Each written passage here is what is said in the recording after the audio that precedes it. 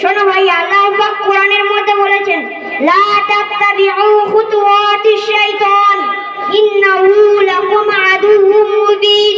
অর্থ, তোমরা শয়তানকে অনুসরণ করো না, সে তোমাদের প্রকাশ্য শত্রু, আর তুমি তো শয়তানের অনুসরণ করছো, সুতরাং তোমাকে জাহান্নামে যেতে হবে।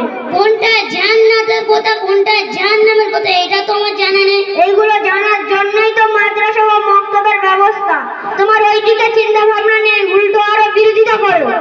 শোন, আমার মারাত্মক ভুল হয়েছে। আমি খারাপ ছেলের সাথে মেলামেশা করে আমি আমার জীবনটা বরবাদ করতে চাই না।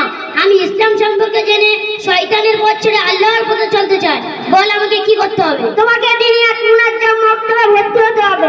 দিনিয়াত মুনাজ্জাম মক্তবে ভর্তি হলে কি সব জামা